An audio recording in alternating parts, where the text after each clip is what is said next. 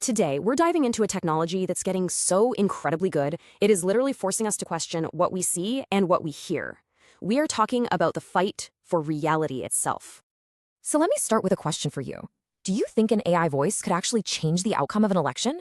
I mean, it sounds like something straight out of a movie, right? A fake voice, perfectly mimicking a world leader, trying to sway a democratic vote. But what if I told you it's not a what if anymore? Because it's already happened. This is where it gets very, very real. Back in January 2024, a robocall went out to voters in New Hampshire. The voice on the other end sounded exactly like President Biden, and it told them not to vote in the primary. This wasn't a drill. It was a real attempt to interfere in an election, and it's pushed the U.S. Federal Communications Commission to go after the people responsible with a multi-million-dollar fine. So before we can even begin to talk about how we fight back, we first have to get a really clear picture of what we're up against. What exactly is this technology, and how is it being used, not just in politics, but in our day-to-day lives? Okay, so the term you've probably heard a million times is deepfake. All it really means is any kind of media, a video, a sound clip, a photo, that's been created or seriously tweaked by AI to show something that never actually happened. We're talking face swaps, voice cloning, or making it look like someone said something they never did. And it's not just the super high-tech stuff. Even simpler things called cheapfakes, like just putting an AI voice over a picture, can be just as misleading. And believe me, the impact here goes way, way beyond politics. In 2024 alone, consumer fraud losses hit a staggering $12.5 billion. And deepfake tech is absolutely pouring gasoline on that fire. Scammers are now using AI voice clones to pretend to be a CEO, call an employee, and trick them into wiring away huge sums of money. The threat is getting incredibly personal and very, very expensive.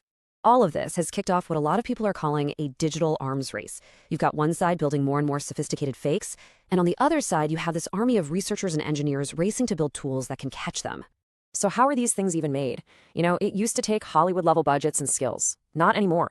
Now, with tools anyone can get, someone can grab just a few seconds of your voice, maybe from a podcast or even your public voicemail greeting, feed it into an AI, and boom, they've got a convincing clone. The same goes for images and video, and then they just push it out on social media, where the algorithms can make it go viral in minutes. Now, the fight back is happening on two main fronts. First, you have the producer side. This is the proactive, preventative stuff. Think of Google's Synth ID, which adds an invisible watermark to AI content, or a standard called C2PA, which is basically a cryptographic nutrition label for media, showing you exactly where it came from. Then you have the consumer side, which is reactive. These are the detective tools that analyze stuff that's already out there, looking for tiny clues like weird eye blinks, odd lighting, or strange audio artifacts that scream fake.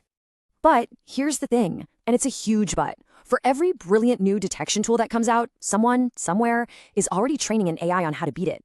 This isn't a problem we solve just once. It is a constant, ongoing battle. So if the tech is in this constant cat-and-mouse game, what about the big players? What are the platforms we use every single day? And the governments that are supposed to regulate them, what are they actually doing about all this? Well, the big social platforms are making a pretty big pivot. Instead of trying to play whack-a-mole and take everything down, companies like Meta and YouTube are shifting towards labeling.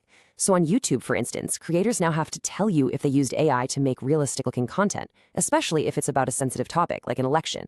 The whole idea is to give you more context so you can decide for yourself. On the government front, the European Union is really leading the pack with its big, sweeping EU AI Act. It's rolling out right now, and a key piece of it, Article 50, is all about transparency.